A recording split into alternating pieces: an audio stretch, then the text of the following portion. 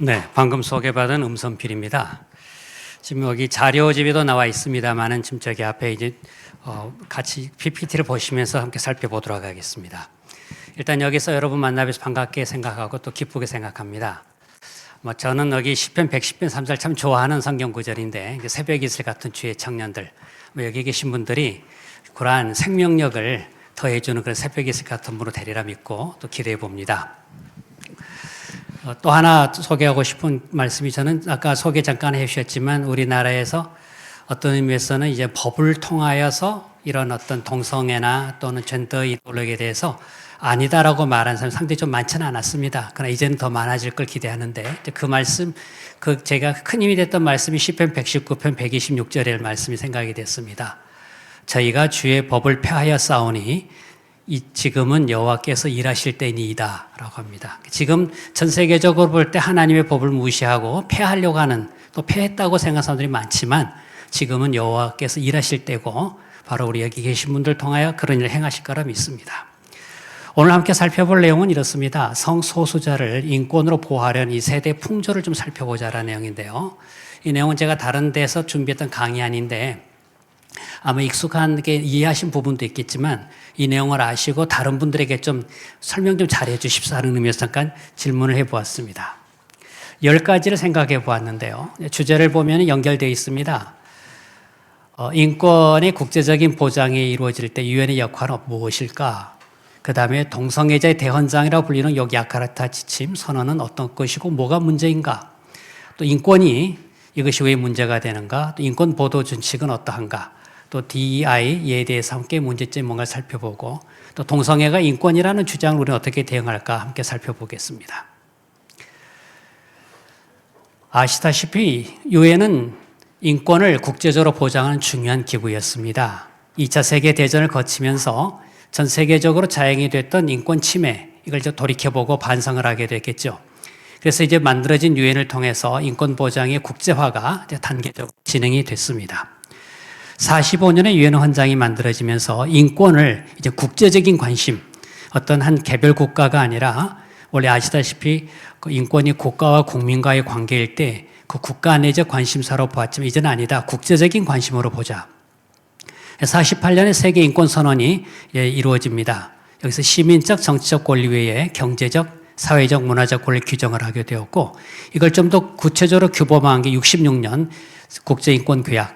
이게 바로 소위 국제인권법 중에서 최초로 법적 구속력을 가지게 됩니다. 좀 더 크게 둘로 나눌 수 있는데, 여기 A 규약이라고 부를 수 있는 건 경제, 사회적, 문화적 권리에 대한 규약이고, 이른바 사회권 규약. 그 다음에 B 규약이라고 하는 것은 시민적, 정치적 권리에 관한 규약 2가지가 있고요.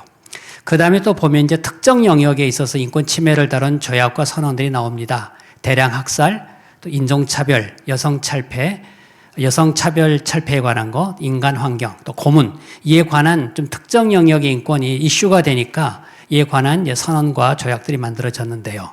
그런데 이제 유엔의 인권 보장의 방향의 변화가 나타납니다. 젠더 이데올로기, 성소수자 권리, 또 성적 자유, 옹호를 이제 인권을 이런 내세워서 유엔이 앞서가게 되는데, 1960년대부터 시작됐던 성혁명 운동으로 인하여 성적 자유, 성소수자 권리 정진을 목표로 삼게 됩니다. 1990년대 되면은 성혁명 운동에 의해서 영향을 받았던 사람들이 이제 각 유엔 기구 등의 좀 주도적인 자리를 차지하게 된 시대가 됐습니다. 젠더 이데올로기를 통한 성혁명 시도가 본격화되면서부터는 이제 유엔 설립 당시부터 가졌던 천부적 인권보다는 이제 방향이 달라지기 시작하는데요. 바로 이러한 곳에서 종래와 다른 유형의 인권 논의가 이루어지게 되었습니다. 그래서 유엔 산하기구에서는 종래 남녀평등, 즉 양성평등 대신에 젠더평등이라는 걸 강조하게 되었고, 성소수자의 권리와 또 성적 자유, 이걸 굉장히 강조하는 정책과 프로그램들이 만들어졌습니다. 여기 보시게 되면 주목할 만한 그런 모임들이 있었는데요. 여기 1993년 비엔나 세계인권대회에서는 이제 보편적 개념보다 특정 집단, 인종, 여성, 소수자, 아동 등의 인권 이걸 부각시키게 됩니다. 주목할 건 오른쪽 아래에 있는 94년 자유권규약위원회에서 호주 태즈메니아 형법이 있었는데 남성 간 성행위를 처벌하는 규정을 두었습니다. 이걸 이제 문제 삼았습니다. 왜 이걸 처벌하느냐. 그래서 이걸 시정 공고를 내리게 되면서부터 또 호주는 이걸 받아들입니다. 그래서 이게 어떤 의미에서는 이제 그러한 하나의 성적 지향의 근거에서 하나의 이제 국제적인 뭔가 관행이 만들어지고 개별법이 받아들이는, 국가가 받아들이는 사례가 되었습니다. 그 다음에 95년에 본 베이징 유엔 세계여성대회에서 이른바 행동 강령이 채택이 되는데 젠더라는 용어가 공식적으로 본격화되었고 이제는 남녀 간의 양성평등보다는 젠더평등이라는 용어가 사용이 되기 시작합니다. 그래서 90년 중반부터는 국제인권기구에서 여러 논의가 이루어지기를 성소수자에 대한 폭력 금지, 차별 금지 규정이 영향을 미치기 시작합니다. 그러니까 정례 보편적으로 주장되었던 여러 가지 인권 조약과 또 이런 선언들이 이제는 성소수자에게 일종의 각색이 되면서 적용을 하게 된 겁니다. 그래서 살펴볼 내용은 두 번째, 이른바 동성애자의 대원장이라 불리우는 욕야카르타 지침을 살펴볼 겁니다. 욕야카르타 프린시플이라 해서 이걸 뭐 우리가 원칙으로 번역할까 참 고민스러웠는데 원칙은 너무 우리가 굉장히 그 비중을 두는 단어인 것 같아서 좀 그걸 약간 약화시켜 보았습니다. 2006년 인도네시아입니다. 저기 잘못됐는데 인도네시아 욕야카르타에서 이제 만들어진 건데요. 정확한 명칭은 이렇게 됐습니다. 성적 지향과 젠더 정체성 관련 이슈에 대하여 정리한 국제인권법 적용의 원칙이라 해서 29개의 원칙을 만들게 되는데요. 그 목적은 현행 국제인권법에 따라서 젠더 퀴어가 어떠한 권리를 가지고 있는가, 또 이에 대해서 국가는 어떤 의무를 부담하는지를 제시를 하려고는 상당히 방대한 양으로 정들여 두었습니다. 그래서 정례 각종 선언과 규약에 규정되었던 모든 사람, 인권을 이제 젠더 퀴어 중심으로 재해석해서 재구성한 걸 만들었습니다. 이후에 또 활발하게 활동가 가이드를 만들었습니다. 이 내용은 뭐냐면 전 세계적으로 이런 욕야카르타 지침, 이걸 가지고 어떻게 자기들이 성공적인 사례가 있었다, 이걸 모은 거고, 이걸 또 10년 지나면 플러스 10을 만듭니다. 그래서 이제 이거 2006년에 만들어진 이 내용은 성적 지향, 젠더 정체성, 젠더 표현 등의 용어가 이제는 소위 개념적으로 확립이 되고 또 국제적인 문서로 사용되면서부터 이제 각 나라의 이제 성적 혁명을 위한 하나의 지침서로 사용이 되고 말았다. 이게 여기서 그치는 게 아니라 우리나라에 영향을 주고 있더라 그런 말이에요. 인권위원회가 결정을 낼 때 이걸 근거로 활용하기 시작했습니다. 대표적으로 2019년인데요. 성전환 수용자에 대해서는 차별과 인권 침해에 대한 진정사건에서 뭐라고 이 결정에 이걸 이야기를 했냐면 이렇게 설명을 합니다. 욕야카르타 지침은 성적 지향과 성별 정체성에 관하여 공신력이 있는 국제인권 기준으로 인정되는 원칙이다라고 딱 선언을 해버립니다. 그래서 이제 여러 보고서 인용도 되고 또 인권위 결정도 인용이 되고 몇몇 나라의 판결문에도 등장하는 등 이 나름대로 성적 지향 등 관련해서 국제적 기준으로 인정이 되면서 권위를 인정받고 있다라고 우리는 인권위가 굉장히 적극적으로 사용하고 있습니다. 그러다 보니까 이제 상당히 권위가 있는 거구나. 그리고 이것을 각 나라에서 이제 이런 주장했던 사람들은 여러 사례들과 만듭니다. 그래서 이걸 소위 이른바 관행을 만들어가지고 국제적인 현재쯤 이걸 우리가 규범은 전 인정되질 않았는데 관행화해 나가면서 이 나름대로 뭔가의 국제적 하나의 규범력을 가지려고 노력을 많이 하고 있다는 겁니다. 왜 문제가 되는가를 살펴보겠습니다.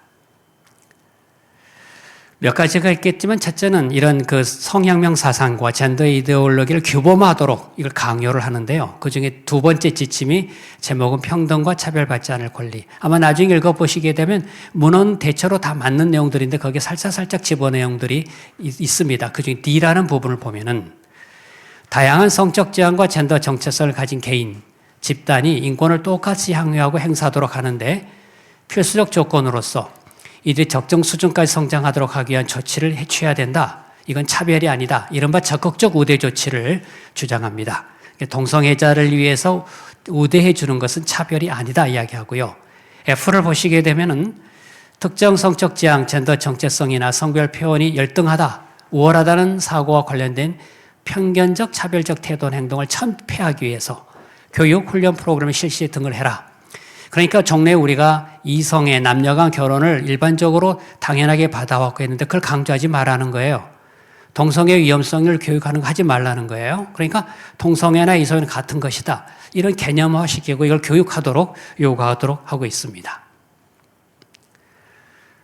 그로 인해 또 부모의 권위와 가족의 제도의 훼손이라는 문제점이 지침 13, 지침 15를 보게 되면은 특히 지침 13b를 보면 아동에게는 성적 지향이나 정체성을 스스로 정할 능력이 있다라고 전제를 하고요.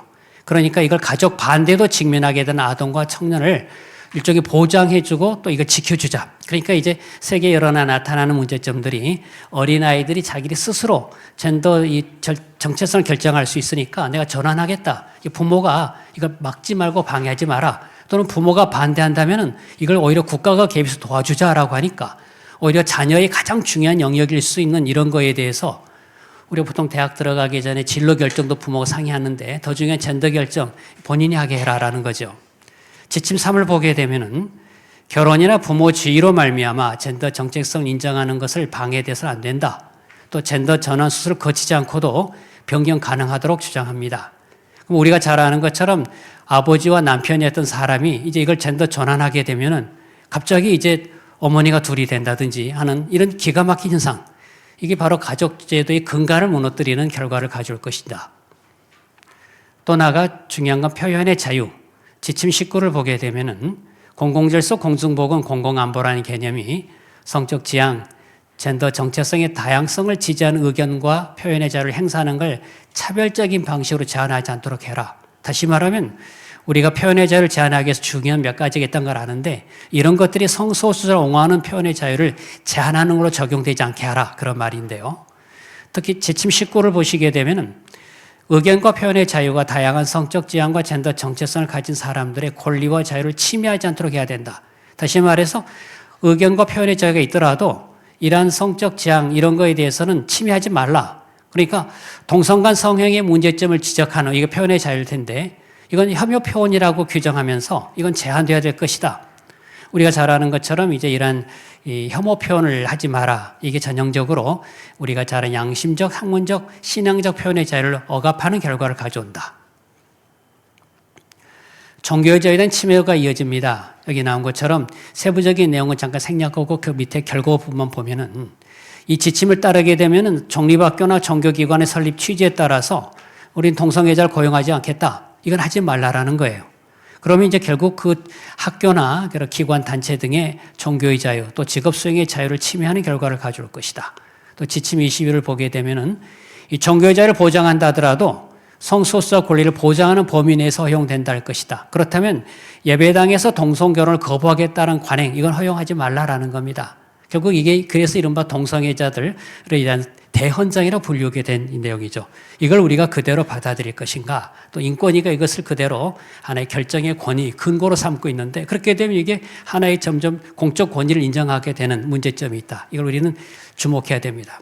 이번에 우리 또 법원에서 국제법, 우리 연구에 그걸 운영하는 게 가장 이런 걸 운영합니다. 국제인권법 이해할 때 바로 이런 내용을 많이 근거로 삼아서 하는데 이게 우리가 계속 문제 삼는 것처럼 젠더 전환 수술하지 않고 다 하게 된다든지 이런 것이 다 우리가 근거가 제시되고 있다고 지켜봐야 될 겁니다.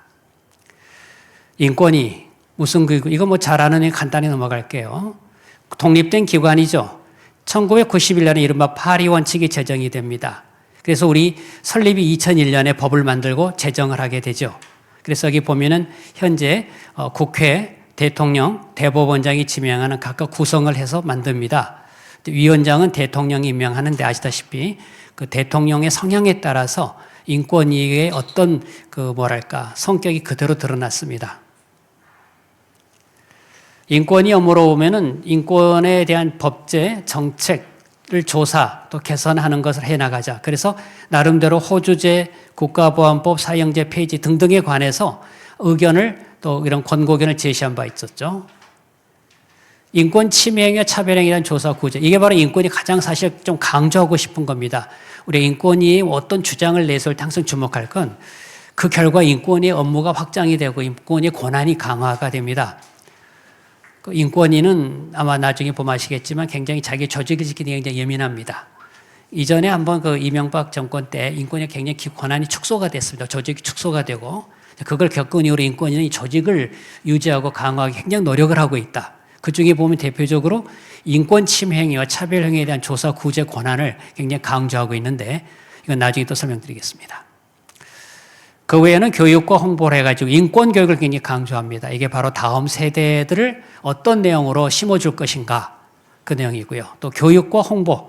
그래서 국내 인권단체가 그 굉장히 인권위와 함께 같이 네트워크를 형성하고 있고, 그 다음에 또 아까 말했던 국제인권규범을 실현을 권고하는데, 아까 말한 여러 가지 국제 소위 그런 주장들을 우리나라에 집행하도록 계속 강조하고 있습니다. 왜 우리는 경계해야 할까? 무엇보다 설립의 목적과 실제 운영의 차이가 있기 때문에 그렇습니다. 인권이 여기 나온 것처럼 모든 개인이 가지는 불가침의 기본적 인권 보호하고 수준 향상시킨다. 인간으로서의 전원과 가치 실현, 민족 기본질서 확립 이바지함을 목적으로 한다. 어느 누구도 글자 하나에도 토달 게 하나도 없습니다. 너무나도 좋은 말들의 연속이니까요.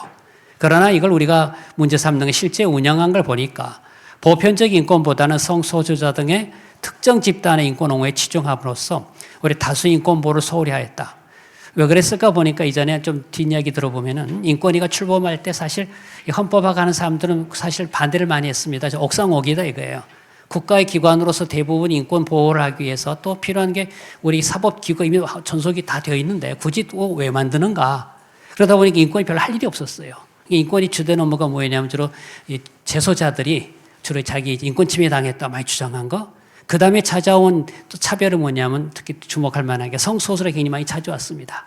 그러니까 상당히 또 여기 이쪽에 진보 정당과 연결되다 보니까 어떤 면에서 인권이 상당히 클라이언트들이었습니다. 그러다 보니까 상당히 성소수자에 대해서 친화적인 입장을 취했다는 걸 보게 됩니다. 몇 가지 사례를 보겠습니다. 인권위법 자체가 바로 평등권 차별의 사유로서 소위 금지 사유로서 성적 지향을 살짝 집어넣습니다. 그땐 처음 만들 땐 30조 제양 제일 뒷부분에 있어가지고 잘 주목을 못했었어요, 사람들이. 그때 이 법 만들 때 찬성했던 국회의원 나중에 하는 말 들어보니 자기가 이런 게 있었는지도 몰랐답니다. 왜냐하면 뒤쪽에 더 있어가지고. 근데 나중에 이게 만들어지고 나니까 형집행법, 군형집행법들 법령과 또 여러 지자체 다수 조례에서 이걸 그대로 받아들이고 있습니다. 인권위는 이걸 가지고 이제 차별행위의 조사 구제를 업무로 삼게 되었고요. 그 다음에 또 2003년에 보면은 간단히 말하면 청소년들에게 유해 그 매체물 판단할 때 동성애는 그동안 유해한 하나의 사유라 했는데 이걸 삭제시키라고 요구를 합니다. 그래서 나타난 모습이 나중에 청소년법 시행령 개정이 돼서 이제 그런 매체물의 심의 기준에 동성애정이 빠집니다. 그러니까 따지게 되면은 동성애에 관한 것은 이제 소위 봐도 된다라는 거예요. 그러다 보니까 청소년들이 여기에 많은 영향 받았음을 우리 잘 알고 있습니다. 그 외에 또 보면 군형법 폐지하라. 그 다음엔 인권보도 준칙을 만듭니다. 이거 나중에 설명하겠습니다. 2017년 개헌 논의 과정에서는 평등조항에 성적 지향을 집어넣습니다. 우리 현행헌법에 나와 있는 소위 말해 성별, 종교, 사회적 지위 말고도 성적 지향 하나 집어넣습니다. 그 다음에 2018년에 보면은 한동대, 또 숭실대, 기독교 학교인데 이쪽에서 내어진 학생들의 일종의 좀 뭔가 우리 교칙에 반하는 내용들, 주로 내용이 뭐냐면 성매매 합법화 등등의 이런 뭐 강연회를 하지 말라 그랬더니 했어요. 그래 징계했더니 그 징계처분 취소하라 그랬고, 숭실대 경우는 그 영화 그 상영하는 걸 장소 안 빌려줬더니 빌려줘라라고 합니다. 이런 식으로 해서 오히려 이런 기독교 대학의 나름대로의 학교의 그런 자율권 침해하는 결과도 가져왔죠. 많은 시도를 했습니다. 차별금지법 제정을 권고한 2006년, 벌써 꽤 오래된 싸움이 됐죠. 그때로부터. 그 다음에 아까 군형법 폐지 의견서, 인권보도준칙협약, 아까 말한 거 쭉 설명한 거, 이거 동일하니까 넘어가겠습니다. 그럼 인권보도준칙을 아까 지적을 했는데 좀 살펴보겠습니다. 이게 사실상 굉장히 오늘날 우리 그 언론에 자유에 큰 제약을 주고 있는데요. 인권보도준칙이라면 2011년에 인권위가 일종의 그 기자협회와 같이 일종의 협약을 맺는 형식으로 했습니다. 인권보도준칙이 뭐냐 그러니까 이렇습니다. 일상적 보도 과정에서 인권 침해하는 내용을 포함하지 않고 인권의식 향상, 인권 존중문을 확산하는 목적으로 인권위와 기자협회 공동으로 마련한 보도의 기준과 지침입니다. 인권보도준칙은 중요할 건 8가지 그 주요 챕터로 되어 있는데 그중에 8장 성적 소수자 인권이라는 이 부분을 우리가 좀 주목할 필요가 있습니다. 여기 보면 그 2개의 일종의 뭐랄까 조로 나눠져 있는데 첫 번째 보면은 언론은 성적 소수자들에 대한 호기심, 배척의 시선으로 접근하지 않는다. 그래서 여기 보면은 성적 소수자를 비하하는 표현이나 성적 취향은 잘못되었다. 여기 성적 취향, 성적 선호 이런 말 쓰지 말라는 거예요. 그건 선택할 수 있다라는 의미를 담고 있으니까 대신 성적 지향, 여기는 어쩔 수 없는 거다 그런 거. 성적 소수자가 잘못 또 타락됐다는 뉘앙스 담는 표현 하지 마라. 필요하지 않을 때는 밝히지 마라. 또 혐오 가까운 표현하지 마라. 두 번째 보면은 특정 질환과 사회적 병리 형성과 연결짓지 마라. 성적 소수자를 어떤 정신질환과 또 치료 가능하다 이런 식으로 하지 마라. 왜냐하면 성적 소수자가 된 건 불가피하게 선택이 여지없이 된 건 이걸 마치 치료 가능하다고 하면 이건 고칠 수 있는 질병으로 인식하게 하지 마라. 또 에이즈와 관련돼서 설명하지라 이렇게 보도하지 말라라고 요구를 했습니다. 실제 이게 적용이 됐죠. 인권보도 준칙은 자율규제 형식이지만 사실상 사전점검 또는 사후에 일종의 심사 기준이 되다 보니 간접적 통제가 되었다. 실제 인권위가 이걸 보도 준칙을 준수하면서 할 걸 요구하기도 했습니다. 2016년에 인권위가 이제 법학전문대학원 출신 여성 변호사 관련 언론 보도 관련해서 이런 인권 보도 준칙을 명시하면서 이거 지켜라라고 요구를 했죠. 또 하나 우리가 주목할 건 바로 뭐냐면 신문윤리위원회가 이걸 근거로 했습니다. 2020년 5월 당시 코로나19 확산으로 논란이 됐던 아주 예민한 때 그때는 국민들 어디 움직여 동선이 막 파악이 되고 막 그때 누구 찾아왔으면은 언제 누구 방문한 사람들 뭐 조심해서 조사하세요 그랬던 시절이에요. 그러니까 그때는 동선 파악이 논란이 됐던 시절인데 그때 이제 동성애자가 이제 그 차별 혐오로 부추기했다는 보도를 해서 30개 신문사가 제재를 받았는데요. 그게 뭐였냐면은 코로나 확진자가 이태원 클럽을 갔어요. 그랬더니 그걸 게이 클럽이라고 왜 그걸로 표현했냐. 그 당시 또 게이 전용 수면방 형태 실태를 보도했는 이걸 또 했냐. 이건 보도하지 말았어야지. 그리고 왜 그냥 또 그걸 게이 클럽이라 그냥 이태원 클럽이라 그러지. 뭐 이런 식으로. 이게 기분 나쁘게 하지 마라 그런 말이에요. 이런 식으로 해서 실질적으로 보도 준칙이 작동이 되고 있고 이걸 하다 보니까 아마 여러분 보시지만 언론이나 TV나 신문 보더라도 동성애자란 말 보도 잘 하질 않습니다. 얼마 전에 아마 혹시 아실지 모르겠지만 뭐 좀 끔찍한 살인 사건이 났었어요. 그 이제 결국 동성애자가 자기 뭐 파트너를 결국 살해했는데 아주 좀 뭐랄까 좀 기괴한 사건 같이 했는데 그걸 절대 보도할 때도 그 동성애라고 하는 얘기 절대 하지 않았었습니다. 사실 그와 관련된 사건이었는데 이런 식으로 하니까 국민들은 정확한 내용을 파악하지 못하게 됐습니다. 그래서 나타난 문제점들. 여기 나온 걸 보시다시피 인식을 통제합니다. 특정 표현과 용어는 사용하지 말라라는 거죠. 동성연애, 동성연애자 이건 잘못된 표현. 동성애, 동성애자가 올바른 표현. 이게 기준이에요. 동성연애 그럼 이렇게 아주 이건 좀 가볍게 여기는 그런 것인데 진정한 건 왜 동성연애라 그러냐 동성애라 해라. 호모란 표현하지는 거기 나온 것은 호모란 표현하지 말래요. 이거 비하하는 표현이니까. 성적 취향, 성적 기호, 성적 선호란 말 하지 말고 성적 지향이란 말로 써라는 것. 그 다음에 또 트랜스젠더하고 동성애자 혼동하거나 하는데 이걸 혼동하지 마라. 특히 우리가 좀 황당한 건 커밍아웃이라는 말은 조심스럽게 쓰라라는 거예요. 커밍아웃이라는 말은 동성애자가 자기를 긍정하고 당당하게 밝히는 굉장히 좀 고상한 단어인데 말이지. 종종 내가 범죄 사실을 인정한 걸 커밍아웃이라는 표현 그런 감이 그런데 쓰지 말라라는 거예요. 동성애를 조장, 만연 이런 말 하지 마라. 동성애를 하면은 에이즈 등등 이런 식의 표현도 하지 마라. 그러니까 결국 특정 개념만을 허용하고 다른 개념을 금지하는 인식의 통제다. 이건 결국 뭐냐면 다른 생각을 인정하지 말라는 개념적 독단, 사상적 독재다라고 부른다. 결국 이런 내용도 우리가 통틀어서 동성애 독재라는 용어를 쓰는 게 이겁니다. 국민의 권리를 침해하겠죠. 결국 이러한 표현이나 용어를 제한하니까 언론 보도하는 쪽에서는 이걸 소위 말해 표현의 자유를 침해할 것이고 또 정확한 사실을 알고 있는 국민의 알 권리를 침해하는 등등의 권리 침해가 될 것이다. 즉 표현의 자유와 관련해 보면은 우리가 아는 민주사회에서는 특정 영역에서 긍정적인 평가만 허용하고 부정적인 평가를 하지 말라. 이걸 우리가 뭐라 하냐면 특정 관점에 대한 규제와 차별이라고 부르죠. 관점 차별. 이건 허용하면 안 됩니다. 왜냐하면 원래 관점이란 다양하고 다양한 생각일 수 있는데 왜 어떤 것만 하고 하지 말라는 건가? 이게 바로 성적 지향 정체에서 옹호하는 것은 오케이. 그러나 이걸 반대하거나 부정적인 하지 말라라는 거죠. 알 권리 침해. 동성애와 에이즈 상관성, 동성애 의료 보건적 문제점, 사회적 병리 현상 이걸 하지 말라. 국민이 마땅히 알아야 할 걸 알지 못하게 되는 이런 권리 침해가 나타난다는 거죠. 편견을 조장합니다. 결과적으로 여기 나온 것 특히 성장 과정에 있는 청소년기 다음 세대들의 균형 있는 지식과 정보를 제공하지 못하게 된다. 당연히 동성애자에 대한 근거 없는 비판하지 말아야겠으나 동성애 자체에 대한 객관적 사실은 알고 알릴 수 있어야 될 것이다. 이른바 불편한 진실은 알게 해줘야 할 것이다. 그렇다면 언론사의 보도의 자유나 국민의 알 권리 또 이걸 표현할 수 있는 걸 막아버리는 이것은 대폭 개정하거나 삭제해야 될 것이다. 특히 언론에 종사하는 분들에게 굉장히 강하게 주장하고 있습니다. 다음 주제를 보겠습니다. DEI. 아마 좀 많이 알려지고 있는 내용인데 소위 diversity, 다양성, equity, 형평성, inclusion, 포용성이라고 번역이 되는 이 세 가지를 DEI라 그러는데 다양성이란 이건 진짜 학자들마다 걔네가 다 다양합니다. 다양성은 참 다양하게 소개되고 있는데 주어진 환경에서 서로 다른 인과학적 특성과 또 사회 정체성을 가진 존재를 공존하는 것으로 보자. 그걸 전제로 해서 각 개인은 공평하게 대우해주고 포용해줘야 된다. 아마 개념상으로 보면 우리가 크게 문제 삼지 않을 수 있는 다 나이스한 내용들이죠. 특히 이게 왜 등장하게 됐을까?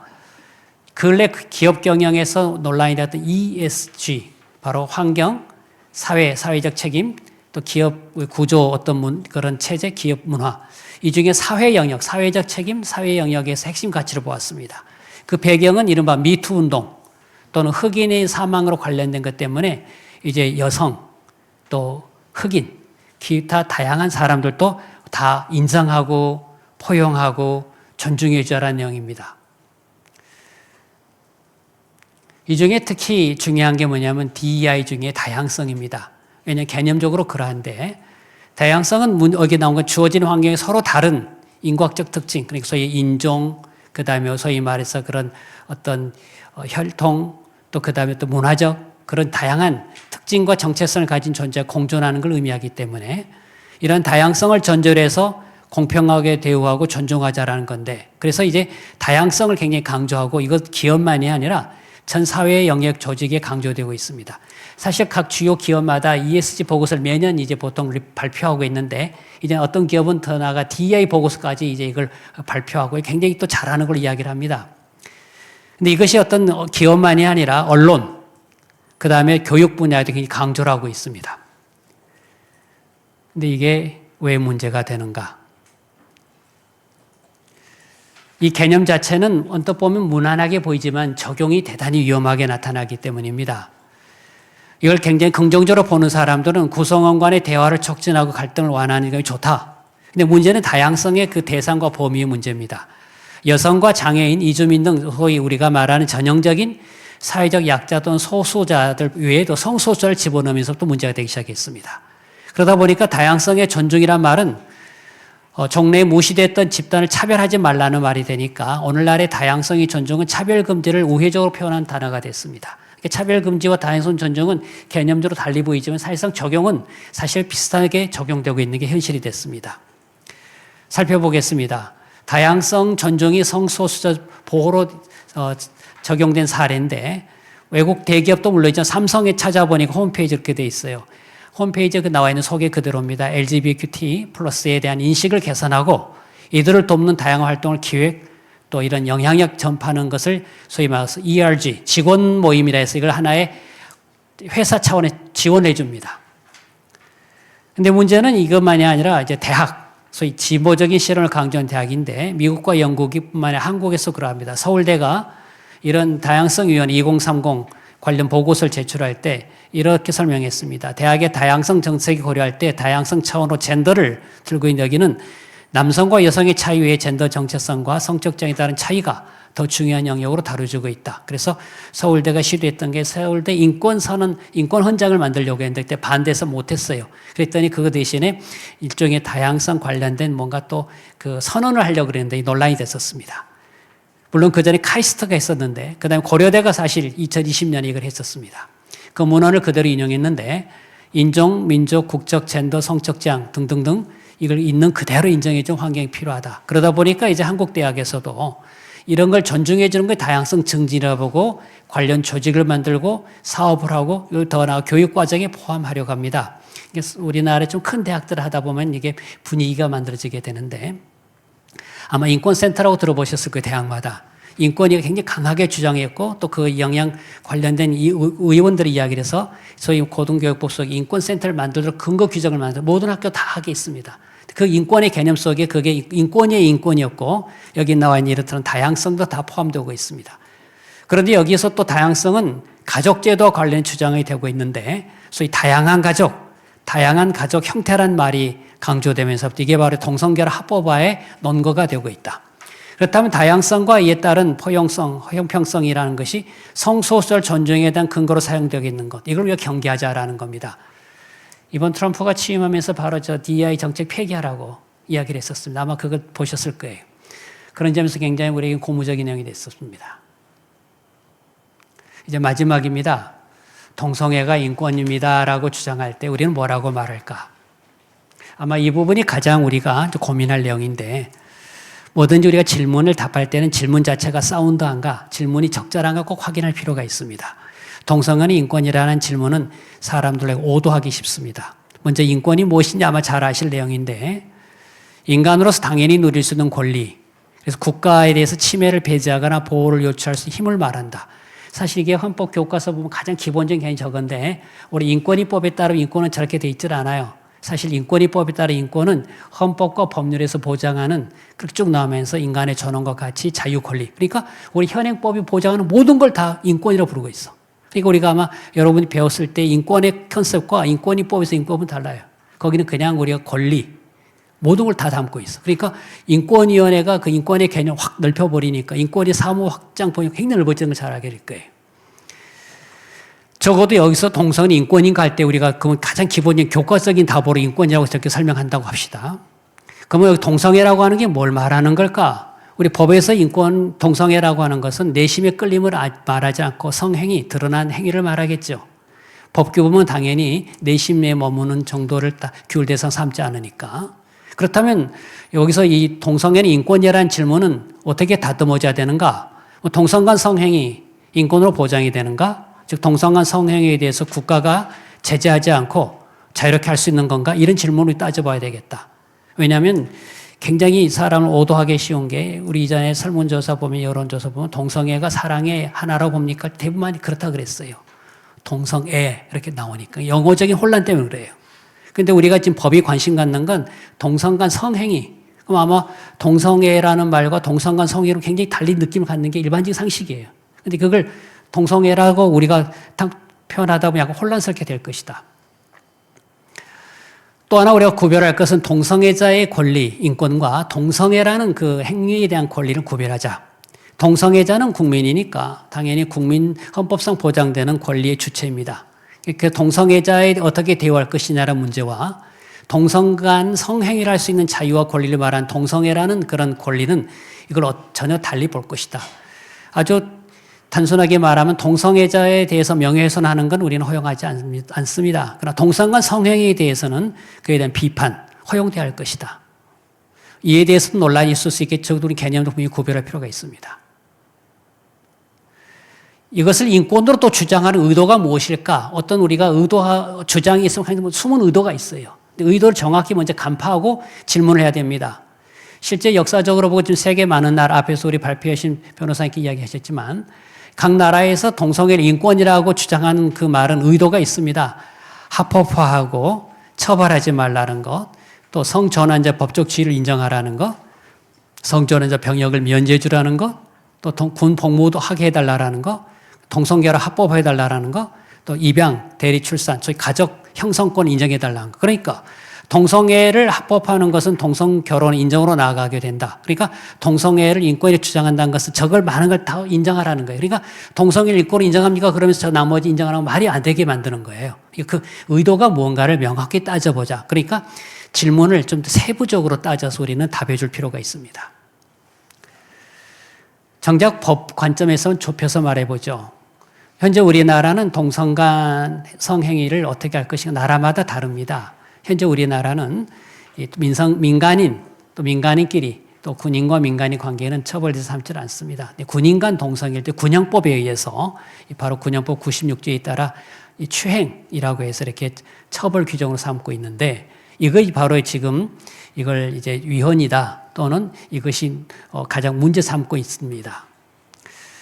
이러한 동성군인, 그럼 우리 같은 경우 이제 우리나라의 현행 법 체계에서 좁혀서 말하면 이렇게 질문이 요약이 되겠죠.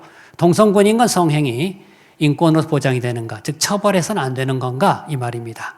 찬성과 반대는 좀 원론적인 이야기입니다만은 찬성하겠다는 사람 법과 도덕은 다르다. 사회인보다 개인의 자유가 중요하다.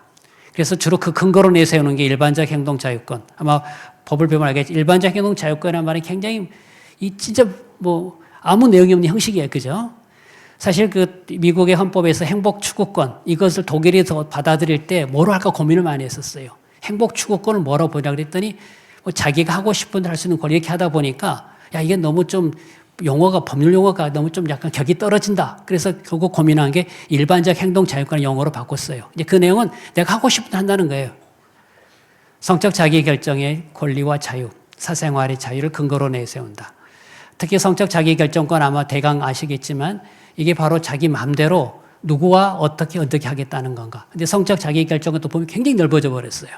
또 사생활의 자유는 종래 예전에 보면 일정한 영역과 공간의 개념으로 이해되는데 오늘날에는 사적인 인간관계를 맺을 수 있는까지 법이 굉장히 확장이 됐습니다. 그게 바로 이제 여기 야카르타 거기서 해석을 할 때 사생활의 자유 속에 사생활의 해석을 어떻게 해서 말했냐면은 인간관계를 맺는 것 자체도 사적으로 할 수 있는 걸 자유다라는 거니까 사생활의 자유는 해당되지 않는 게 없다.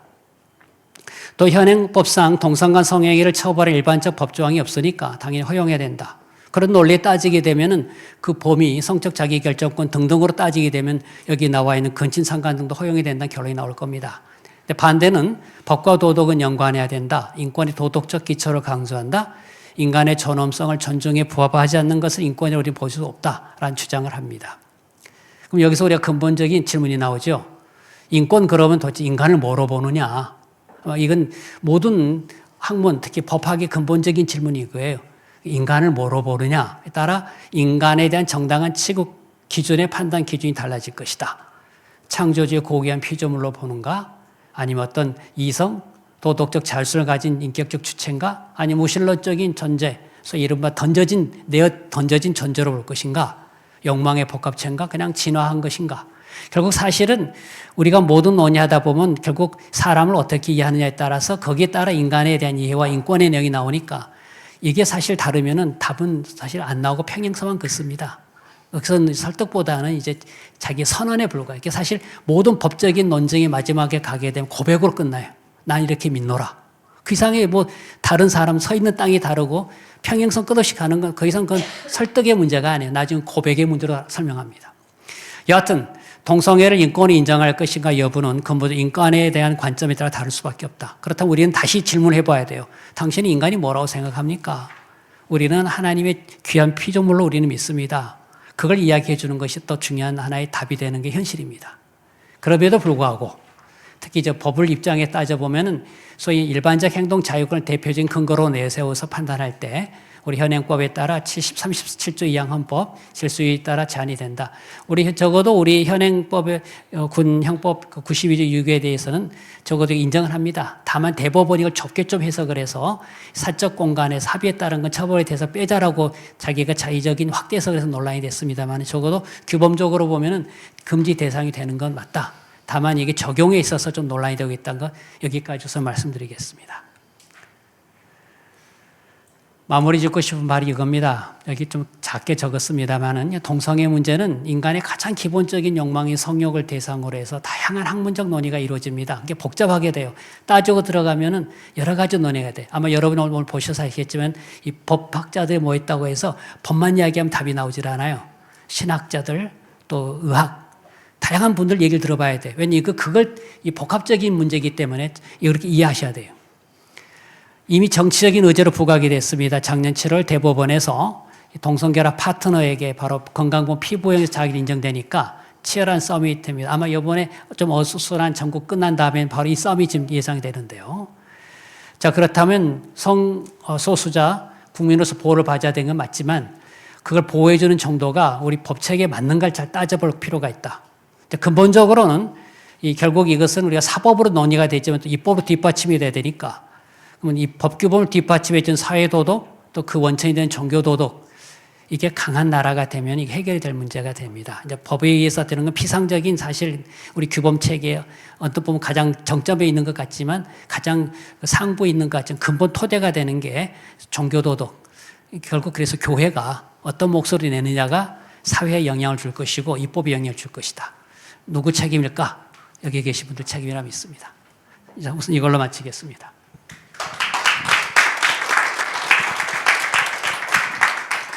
그러면 인권과 그 도덕성의 관계, 인권은 도덕적이어야 되는가? 여기에 대해서는 어떻게 생각하시는지 좀 궁금하거든요. 아까 잠깐 보셨지만 사실 그게 이제 생각보다 됐습니다. 인권이란 개념을 약간 우리가 보통 기본 교과서로 보면 인간은 누구나 당연히 갖는 권리라고 봅니다. 그러면 우리가 이 질문을 해보게 되겠죠. 왜 이걸 권리라고 해서 국가가 보호해줘야 됩니까? 이걸 생각할 필요가 있어요. 적어도 우리가 그냥 내 마음대로 알아서 하겠다라는 사실상의 행동의 어떤 영역이란 모를까. 적어도 우리가 인권이라든가 권리가 붙게 되면 국가 강제력에서 뒷받침이 되고 보호가 되고 실행이 돼야 되는 게 권리 의미잖아요. 그죠?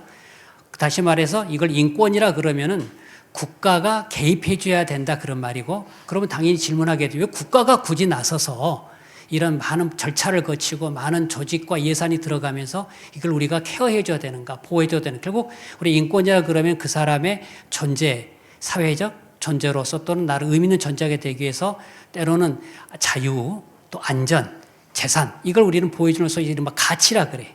가치 있는 것을 보호해 줘야 되니까 국가적 조직이 동원이 돼서 보호해 준다는 게 기본적인 논리입니다. 그렇다면 이제 우리가 생각할 때 우리가 그럼 인권이라고 하면은 결국 국가 권력은 이게 제한이 돼야 되고 국가 권력이 나서서 서빙해 줘야 되는 것이 인권이라고 우리가 부를진데, 그럼 그만한 가치가 있어야 되는 거 아니겠는가?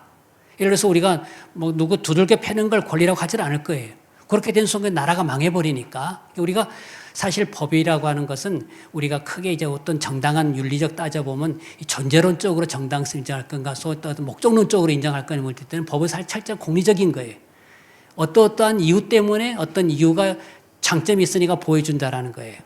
도덕과 종교하고는 달라요. 국가라고 하는 건 한목적적, 소위 말하면 공리적인 목적이에요. 그러니까 우리가 이걸 보호해준다 그러면은 국가적으로 이건 유익하니까, 이거 필요한 가치가 있으니까. 그렇다면 우리가 인권이라고 보여준다면은 그렇게 가깝게 해줘야 우리 모두가 국가 공동체가 존속이 되고 생명이 보람 있게 되고 하는 것 때문에 한자. 우리가 가치라는 게 도덕적 가치를 차지하지 법에서 이거 가치 있다고 되는 게 아니에요. 모두가 우리가 소위 공감. 그럼 우리가 도덕적 판단으로서의 가치를 인정한다면 우리 각자의 존재가 도덕적 판단 주체라고 믿어요.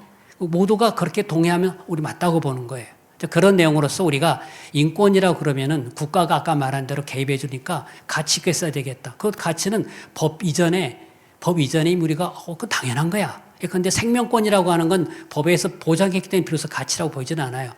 너무 당연하다고 생각하니까 천부적이라고 했고, 따져본다면 우리가 그거 없으면 안 되니까 하는 거예요. 우리가 그래서 도덕적인 근거를 둔다. 그러니까 우리가 상식적으로 말하면 인권은 도덕적 가치에 당연히 맞다고 봐요.